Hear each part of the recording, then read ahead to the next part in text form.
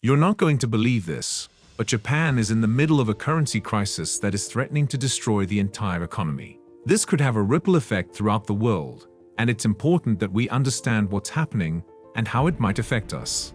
Hello, and welcome back to our channel Prime Time TV. Make sure you subscribe to our channel and hit that bell icon to receive notifications whenever we post a new video. The currency crisis that's happening in Japan is a huge issue that's affecting businesses and consumer confidence in the country, and we think it's important that we all understand what's happening.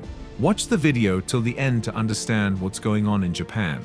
The economic crisis. Japan was the first major country to lower interest rates to zero at the turn of the century.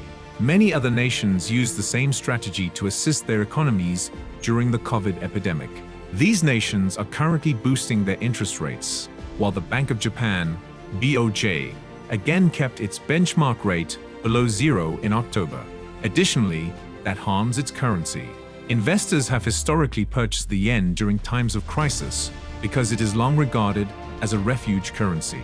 However, that situation is currently precarious. Its value versus the US dollar has fallen by more than a fifth only this year alone, bringing it to its lowest point since 1990. The third most traded currency worldwide, the yen, is now close to 133 per dollar, after beginning 2022 at 115.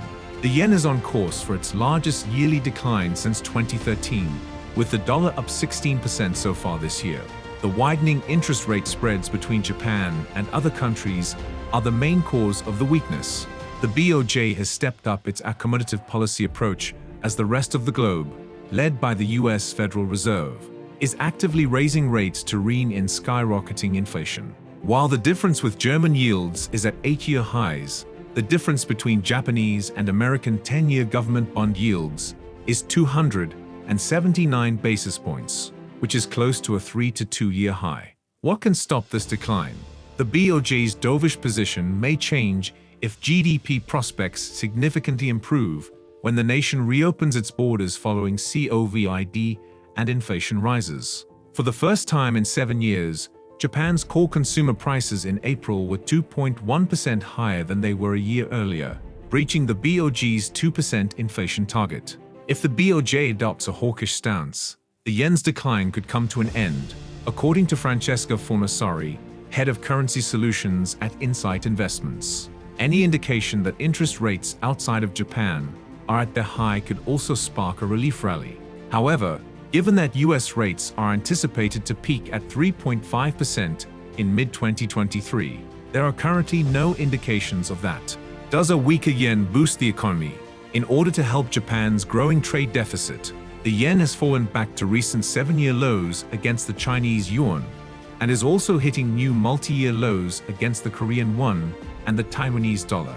Currency weakness, according to others, is essential for Japan's economy to preserve its competitiveness as a reliable source of supply chain diversification, like John Vale, chief global strategist at Nikko Asset Management.